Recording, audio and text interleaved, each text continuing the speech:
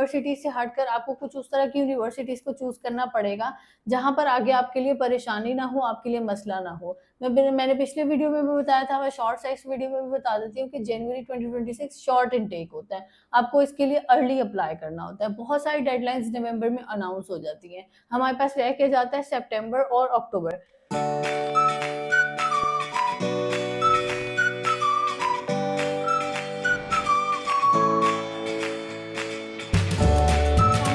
My name is Aatika Gill and I am the CEO of Aegis consultant. आज की video में हम बात करेंगे उन यूनिवर्सिटीज के बारे में जो कि आपको जनवरी 2026 में लेकर चलनी चाहिए। बहुत सारी ऐसी यूनिवर्सिटीज हैं जिन्होंने सितंबर में स्टूडेंट्स को तंग किया है, कैश नहीं दिए, परेशानी हुई है, ऑफर लेटर्स नहीं आए। तो वो वाली सारी चीजें जो है हम इस वीडियो में डिस्कस करेंगे। हाई टाइम है स्टूडेंट इस चीज को समझें कि जो है आपको अब रिवायती यूनिवर्सिटी से हटकर आपको कुछ उस तरह की यूनिवर्सिटीज को चूज करना पड़ेगा जहां पर आगे आपके लिए परेशानी ना हो, आपके लिए मसला ना हो। मैंने पिछले वीडियो में भी बताया था, मैं शॉर्ट साइज वीडियो में भी बता देती हूँ कि जनवरी 2026 शॉर्ट इनटेक होता है। आपको इसके लिए अर्ली अप्लाई करना होता है। बहुत सारी डेडलाइंस नवंबर में अनाउंस हो जाती हैं। हमारे पास रह के जाता है सितंबर और अक्टूबर। इसमें आपने अपनी डॉक्यूमेंटेशन भी कंप्लीट करनी है, आपने अपने ऑफर लेटर्स भी अवेल करने हैं, आपने अपने टेस्ट भी देने हैं और आपने अपनी बैंक स्टेटमेंट भी देनी है। तो आप इसको वेस्ट नहीं कर सकते हैं क्योंकि इनके आगे छुट्टियां आ जाती हैं जिसमें क्रिसमस, न्यू ईयर, वो वाला सारा सीन होता है। तो वहां पर काफी सारी चीजें जो है वो स्टक हो जाती हैं। तो बेहतर ये है कि जनवरी 2026 के लिए अगर आप अप्लाई कर रहे हो तो आप as soon as possible apply करें। ये तो हो गई बात कि आपने जनवरी में अप्लाई करना है, कब से करना है, अभी से करना है। एप्लीकेशंस ओपन है तो वो वाला सारा सीन है, उसमें आपको परेशानी लेने की जरूरत नहीं है। अब आ जाती है बात कि जिन स्टूडेंट को जनवरी 2026 में अप्लाई करना है वो किस यूनिवर्सिटीज को शॉर्टलिस्ट करें। बहुत सारी ऐसी यूनिवर्सिटीज हैं जो कि आगे जिनका हमने ट्रैक रिकॉर्ड देखा, सितंबर 2026 में भी देखा, 2025 में भी देखा, उन्होंने तंग नहीं किया। और क्योंकि हमने ये देखना होता है कि किस यूनिवर्सिटी की कंप्लायंट किस तरीके से है, कंप्लायंस टीम किस तरीके से है, उनका यहाँ से क्या चेक है, सिक्योरिटी चेक है, वो किस तरीके से स्टूडेंट्स को लेकर चलती है। तो वहां पर फिर हमने शॉर्ट लिस्ट की है, मैंने कुछ यूनिवर्सिटीज आप लोगों के लिए, ताकि आप लोगों को सिलेक्शन में परेशानी ना हो। अब उसमें सबसे पहले आ जाती है अल्स्टर बेलफास्ट। अल्स्टर बेलफास्ट की अगर हम बात करें, एक तो इसकी कैंपसेस यहाँ पर लंदन में भी है, बर्मिंघम में भी है। अब वो वाले कैंपसेस छोड़ के आप जो है बेलफास्ट वाला कैंपस देखो। फीस वाइज मॉडरेट यूनिवर्सिटी है, यहाँ से तंग नहीं करती। मैंने नहीं देखा इसको कि इन्होंने किसी जगह पर उनका कैश डिपॉजिट लेने के बाद रोका हो या उस तरह का कोई चीज हुई हो। तो ओवरऑल क्योंकि यहाँ पर ज्यादा स्टूडेंट गया नहीं है, रश कम है, रश कम होने की वजह से क्या होता है कि फिर वही वाली चीज होती है कि उनके पास वो स्टूडेंट की क्वालिटी ज्यादा होती है एज कम्पेयर टू वो वाला सीन होता है। जब किसी भी यूनिवर्सिटी में थाउजेंड्स ऑफ स्टूडेंट जा रहे होते हैं, डेफिनेटली वहां पर थोड़ी बहुत तो चीजें ऊपर नीचे होती हैं। तो अल्स्टर बेलफास्ट को आप एक दफा खुद भी चेक करेंगे, आपको समझ आएगा कि ये कितनी अंडररेटेड यूनिवर्सिटी चल रही है। उसके बाद आ जाता है Harriet ward. Harriet ward university, इसकी रैंकिंग अच्छी है। आप ओवरऑल देखो, इसका कैंपस बहुत प्यारा है।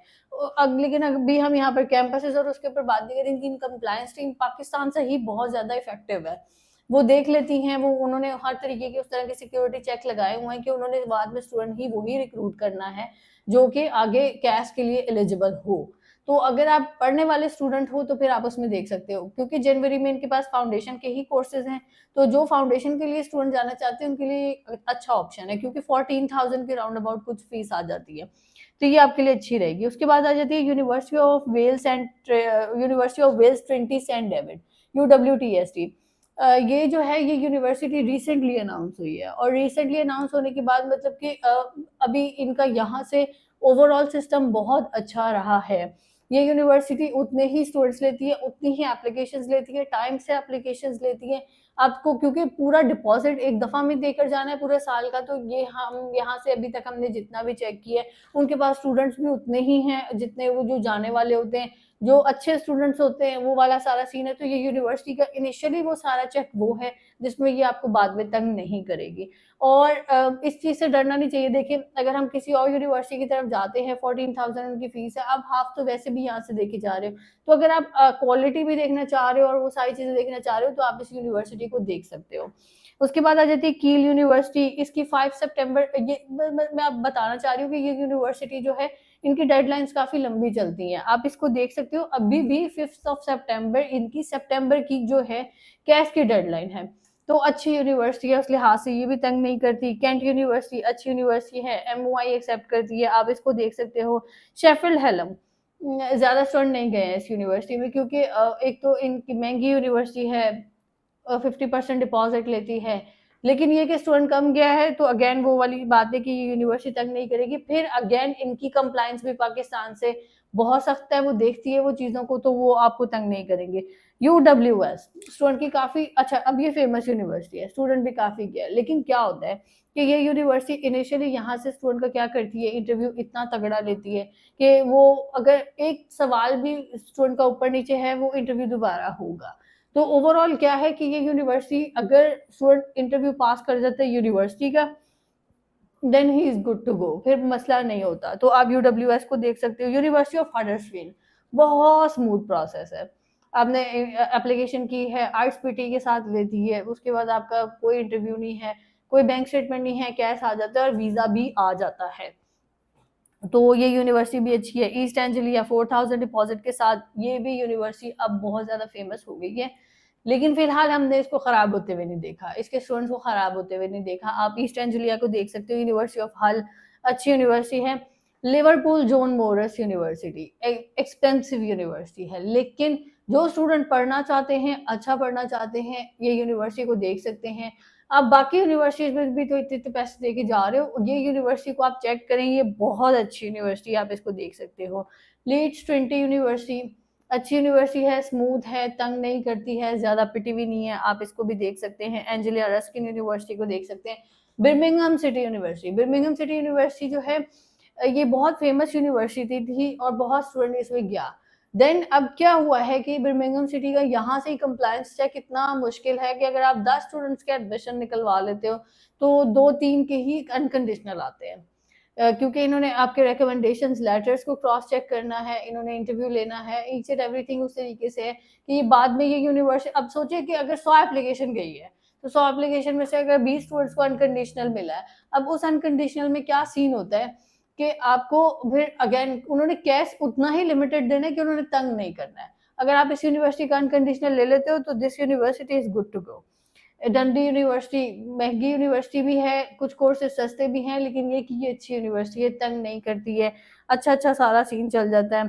कम्ब्रिया यूनिवर्सिटी, वेस्टमिनिस्टर यूनिवर्सिटी, ये भी ज़्यादा वो इतनी अभी मैंने नहीं देखा कि इतनी फेमस यूनिवर्सिटी है, आप इसको भी देख सकते हो। चेस्टर यूनिवर्सिटी, चेस्टर यूनिवर्सिटी ने मैंने आज तक नहीं देखा कि किसी स्टूडेंट को ऐसे तंग किया हो, तो आप चेस्टर यूनिवर्सिटी देख सकते हैं। यू लॉ अच्छी यूनिवर्सिटी है, स्मूथली निकाल लेती है, आपने इसका इंटरव्यू देना, इंटरव्यू पास कर जाते हो तो फिर बहुत सेट है सीन। हर्टफोर्डशायर बहुत ज्यादा स्टूडेंट इसमें जाता है, बहुत ज्यादा फेमस यूनिवर्सिटी है, लेकिन अब यहाँ पर क्या होता है हर्टफोर्डशायर के लिए, क्योंकि उनके पास कैंपस बड़ा है, उनके पास टीम बड़ी है, वो बहुत अरसे से इंटरनेशनल स्टूडेंट्स को अकोमोडेट कर रहे हैं और अच्छे तरीके से कर रहे हैं। तो हार्टफोर्डशायर ने, क्योंकि इस दफा जब GCU का स्टूडेंट ड्रॉप हुआ तो वो हार्टफोर्डशायर में बहुत ज्यादा गया, लेकिन उसके बावजूद हार्टफोर्डशायर ने उसको मैनेज किया है, लास्ट मोमेंट पे मैनेज किया है। तो हार्टफोर्डशायर यूनिवर्सिटी को आप देख सकते हो। टी साइड यूनिवर्सिटी, इनके प्लेसमेंट के साथ भी कोर्सेज और इस तरीके से है कि कुछ कोर्सेज की फीस कम है, लेकिन ये यूनिवर्सिटी भी तंग नहीं करती है। अब आपने इन यूनिवर्सिटीज में से आप डिसाइड कर सकते हो, क्योंकि कोर्सेज अगेन इन सारी यूनिवर्सिटीज में से आपको किसी में भी मिल जाएंगे। किसी यूनिवर्सिटी की फीस ज्यादा है, किसी के कम है, किसी में इनिशियल डिपॉजिट कम है, किसी की एनरोलमेंट पे ज्यादा है, वो आपने फिर अपने हिसाब से देख लेना है। लेकिन एट द मोमेंट ये जो वीडियो थी ये स्कीम की वो आगे एंट्री रिक्वायरमेंट वगैरह के लिए नहीं थी यूनिवर्सिटी, ये एक वीडियो थी जिसमें आप बेसिकली चेक कर सकोगे किन यूनिवर्सिटीज को आपको लेकर चलना चाहिए। अगर आपको इससे रेलिवेंट कोई भी क्वेश्चन हो, कोई भी क्यूरी हो, आप मुझसे मेरी टीम से कांटेक्ट कर सकते हैं। और लास्ट थिंग, MS रिसर्च अभी बहुत ज्यादा फारग हो चुका हुआ है, वो नहीं हो रहा है। स्टूडेंट आते हैं, मैं एक दफा बार बार आपको बात बताती हूँ कि MS रिसर्च जो है वो पाकिस्तानियों के लिए मुझे आगे चलता हुआ नजर नहीं आ रहा है। तो अगर वहां के लिए कोई स्टूडेंट है तो वो फिर, अगर 18 ईयर्स एजुकेशन है आपकी, तो फिर तो मैं आपके लिए कुछ निकाल सकती हूँ, अदरवाइज बहुत माजरत है MS रिसर्च वाले स्टूडेंट के लिए। Thank you so much.